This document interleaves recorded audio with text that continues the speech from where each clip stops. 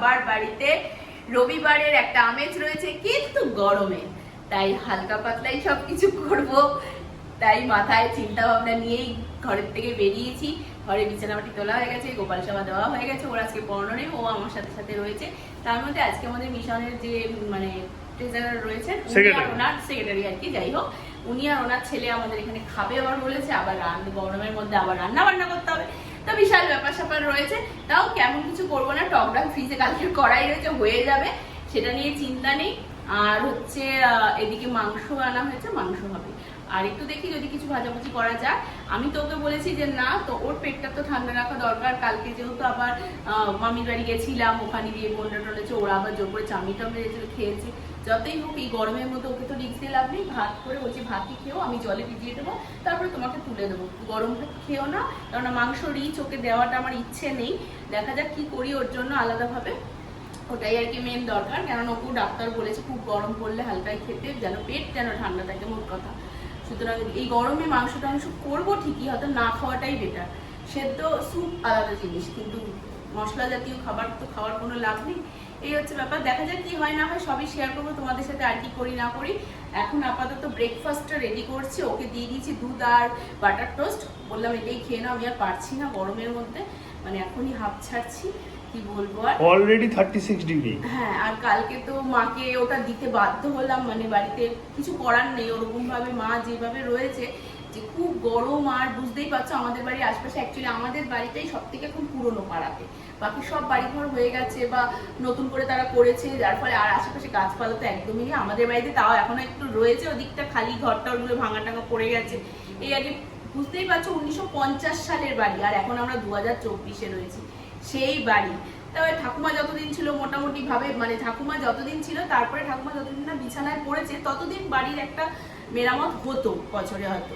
তারপরে ঠাকুমা বিছানায় পড়ে যাওয়ার সাথে সাথে আমার বাবা হঠাৎ করে চলে গেল। এবার বাবা একটু হেল্প টেপ করে দিত, ঠাকুমা যদি এদিক ওদিক বলতো বা কিছু, সবকিছু বাবার সাথেই কথা বলে করতো টরতো। এবার বাবাও চলে গেল, তারপর ঠাকুমা একদমই বিছানায় পড়ে গেল, তারপরে 2022-এ ঠাকুমাও চলে গেল। এবার যার ফলে কি হচ্ছে, বাড়ির আর কোনো এখনো অবধি কেউ কিছু করার ইয়েতে নেই। আর চিন্তা ভাবনা হচ্ছে সবাই এক জায়গায় বসেই সবকিছু করবে, কারণ আমাদের একার মতো তো কিছুই হবে না। তবুও যেহেতু পুরোনো বাড়ি ঠিক করেও তো লাভ নেই, যতটুকু ঠিক কর ততটুকু করছি, তোমাদের সাথে সবই শেয়ার করছি, তোমরা জানো, আর সবই তো বলি। সেক্ষেত্রে আর এখন নতুন করে করা, আবার মধ্যেখানে হয়তো কোনো ডিসিশন হবে, সেই ক্ষেত্রে ফালতু ফালতু টাকা পয়সা খরচা করেও তো লাভ নেই, সব দিকে বুঝতে হবে। আর ভাই তেমন কিছু করেও না, সেটাও তোমরা এতদিনে জেনেছো। তা কি আর বলবো, এ নিয়েই চলতে হবে, মাকে ভাইকে নিয়ে আপাতত চলতে হবে, ছেড়ে তো দিতে পারবো না। শরীরের একটা অঙ্গ খারাপ হলেও তাকে তো ফেলে দেওয়া যায় না, এই হচ্ছে ব্যাপার। তো যাই হোক, এইসব নিয়েই চলছে, তার জন্য মাকে কালকে ওটা দিতে বাধ্য হলাম। তাও আমি সারপ্রাইজ ছিলাম, আমি রোজই শুনছি, মা ওকে বলছি যে মার কষ্ট হচ্ছে, ও জানি না কোন ফিলিংস থেকে, তো আমার মায়ের কাছ থেকে এত ভালোবাসাও পায়, যেটা হয়তো তার জন্যই ওর মন থেকে ওটা ইচ্ছা হয়েছে বলেই ওটা করেছে। তা মাও খুব খুশি হয়েছে। যাই হোক, কালকে দুপুরেও ঘুমিয়েছে, রাতেও ঘুমিয়েছে, যেটা 4-5 দিন নাকি ঘুম হচ্ছিল না। তো এইটুকু শুনেও শান্তি, কারণ আমরা ঘরে এসিতে রয়েছি, এদিকে মা ওরকম কষ্ট পাচ্ছে, সেটা তো বুঝতেই পারছো কতটা কষ্টদায়ক ব্যাপার। আর বাবা নেই, হয়তো বাবা থাকলে এই জিনিসটা হতো না, যার বাবা থাকে না সে হয়তো এই ব্যাপারটা বুঝবে। তো এই হচ্ছে, এখন রান্নাবান্নার দিকে যাই, ব্রেকফাস্টটা সেই সারি করে পরে তোমাদের সাথে পরে ব্লগটাকে নিয়ে এগোচ্ছি। আর ও সারাদিনে যা পারবে করবো, আর যদি সন্ধ্যাবেলায় কিছু প্রোগ্রাম করতে পারি, বুঝতেই পারছো দিনের বেলা তো বেরোনোর কোনো জায়গাই নেই, তবে সেটাও তোমাদের সাথে শেয়ার করবো। তাহলে আপাতত কাজ, আমি একটুখানি বাইরে বেরোচ্ছি, ওর একটা জিনিস লাগবে, সেটা দোকান থেকে ঝট করে কিনে এনে দিই। আবার সেই কালকের মতন মারাত্মক রোদ্দুর, আমার একটু সর্দি লাগছে, জানি না ধরবে নাকি। ঠান্ডা গরমে হচ্ছে বেসিক্যালি, কিছু করার নেই, যা ওয়েদার, এটা হতেই পারে। একটু হাত দু ঠান্ডা জলও মাঝে মাঝে খেয়ে নিচ্ছি, তার জন্য হতে পারে। দেখি এখন ওকে ওটা এনে দিই জ্বালা। তোমার রান্নাবান্না কত দূর হলো? মোটামুটি কিছু দূর হয়েছে, আর এদিকে লাস্ট হচ্ছে। আচ্ছা, এই হচ্ছে ব্যাপার। উপরে ওরা এসেও গেছে, উপরে আর উপরে গিয়ে আর ভিডিও করিনি, ওরা লজ্জাও পাচ্ছে। যাই হোক, এদিকে করেছি ওই তো টকের ডাল ছিল ফ্রিজে, ওটা একটু গরম টরম করেছি। আর এখানে একটু ঢেঁড়স আলু একটু ভাজা ভাজা করেছি, একটু উচ্ছে আলু ভাজা আছে। এটা কালকের মার পনির, সেটা বার করে গরম করেছি। এটা মার আঝালা শুধু কালার দেওয়া মাংস। এটা হচ্ছে চাটনি, আমের চাটনি। টাইট হয়ে গেছে নাকি ব্যাগটা? আমের চাটনি, আর এখানে হচ্ছে মাংস। আর ওখানে, হ্যাঁ ওখানে করতাম না, ওটা ফ্রিজে দেখলাম এঁচোড় ভাবি এনে রেখেছিল, এঁচোড়টা নরম একদম হয়ে গেছে, গোটা এঁচড় যেহেতু ভুল করে মনে হয় ফ্রিজে ঢুকিয়ে দিয়েছিল, কাটা হলে অসুবিধা ছিল, গোটা সমেত এঁচড়টা ঢুকিয়ে দিয়েছে, নরম হয়ে গেছে, ভেতরে চুপসে গেছে, সেটাকে আবার কাটলাম, কেটে আবার বসালাম, এ করেই দিই, আজকে না হলে কালকে খাবে, আর যদি রাতে খাইতে খাবে, এই হচ্ছে ব্যাপার। তাই করে টরে রাখছি, হয়ে তারপরে ঘরে যাবো। এদিকে জামা কাপড় কাচতে দিয়েছি, সিগন্যাল কাঁচা হয়ে গেছে, আমি মেলে দিচ্ছি ওগুলো, আমি মেলে দিচ্ছি, রোদ্দুর প্রচণ্ড হয়েছে। এই তীব্র রোদের মধ্যে দেরি না করে জামা কাপড়গুলো নিয়ে চলে আসলাম। পুরো ঘরের মাঠ ফাঁকা আছে, ঝটাপট সব শুকোতে দিয়ে কেটে পড়ি এখান থেকে, আর পাচ্ছি না বাবা, কি গরম।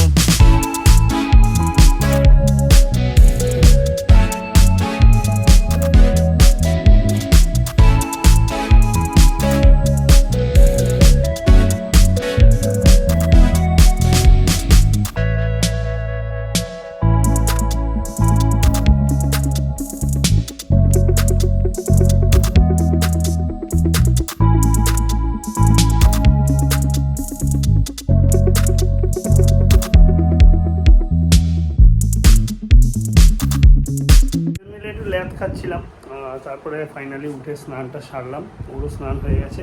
এখন আমাদের দুজনের খাবার দাবার রেডি করার দিকে গেল, বাকিদেরকে খাবার দাবার বেড়ে দিতে গেল। তো বাবাও খেতে বসছে, মায়ের তো খাওয়া হয়ে গেছে, বাবা আর দাদা খেতে বসছে।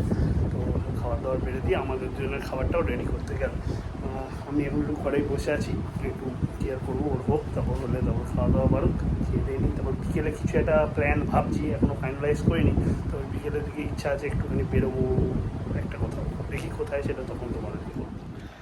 এই যে আমাকে দুপুরের লাঞ্চও দিয়ে দিল, জল ঢালা ভাত ডেফিনেটলি, তার সঙ্গে পেঁয়াজ, এদিকে লেবু, এদিকে একটুখানি ভাজা করেছে পেঁয়াজের মতন, আর তার সাথে পনির, এটা মনে হয় কালকে ছিল। আর এদিকে এঁচড় করেছে, এঁচড় দিয়ে একটু খাসির চর্বি দিয়ে করা এঁচড় আমার জন্য, স্পেশাল আমার জন্য করেছে ওইটা। আর এদিকেতে টপটা। আমরা দুজন এবার একটু রেডি হচ্ছি। দুপুরবেলা খাওয়া দাওয়ার পর একটুখানি ল্যাদ খেলাম, ঘুমালামও একটু বটে।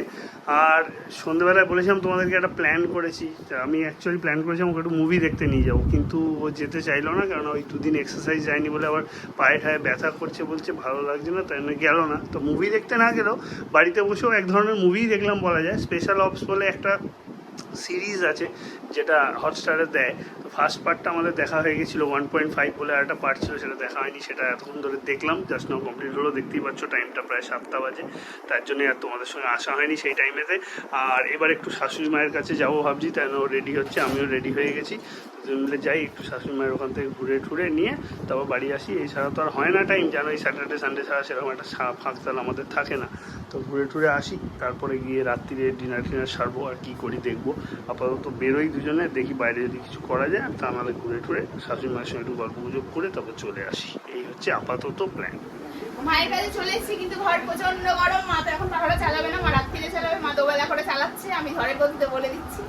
কিন্তু বাইরে হাওয়া দিচ্ছে, তাই ভাবছি একটু বাইরে গিয়ে বসি আমরা চেয়ার, বাইরে ভাবে একটু আড্ডা দিই, আড্ডা। মায়ের ওখান থেকে বেরিয়ে একটু চলে এসেছি জনঔষধিতে, আমাদের গঙ্গানগরের দিকে। তার কারণ হচ্ছে আমার পেটের যে ওষুধগুলো আছে সেগুলো প্রায় শেষ হয়ে এসছে, তাই সেগুলো এখান থেকে নিয়ে নেব। আবার আছে কি না জানি না, তাও না থাকলে অর্ডার করে যাব, কারণ এদের এখানে আবার একটাই প্রবলেম, সবসময় সব ওষুধ অ্যাভেলেবেল পাওয়া যায় না। আর গঙ্গানগরটা যেহেতু নতুন খুলেছে, এখানটাতে স্টকটা একটু বেশিই কম, তো মধ্যমগ্রামেরটায় প্রচণ্ড ভিড় ছিল, তার জন্য আর ওটাতে ঢুকিনি, এখানে চলে এসেছি। মায়ের ওখান থেকে চলেও এসেছি, ভেবেছিলাম বান্ধবীর বাড়িতে যাবো, বান্ধবী বলেছিল তারাপীঠে গেছে, আমার জন্য প্রসাদ রেখেছে, কিন্তু কি করব, হঠাৎ করে ওর একটা আর্জেন্ট কল আসলো, তাই মানে ফোন কল আসছিল, কিছু একটা ব্যাপার আছে মানে অফিসিয়াল, তো বলে বাড়ি যেতে হবে, তাই চট করে চলে আসতে হলো। যাই হোক, এখন মিটিংটা করছে, আর আমি এখন যাব, ডিনারটা রেডি করব, করে আজকের মতো এখানেই বিদায় নিচ্ছি। তাহলে ডিনার টিনার করে তারপর শুয়ে পড়বো। তো দেখা হচ্ছে তোমাদের সাথে কালকে, পারলে অবশ্যই ভিডিওটা আমাদের স্কিপ না করে পুরোটা দেখো, আমাদের সাথে থেকো। আর কি বলবো, গরমে সবাই অতিষ্ঠ, সবাই ভালো থাকো, বাড়ির থেকে কম বেরো, এইটুকুই বলার আছে।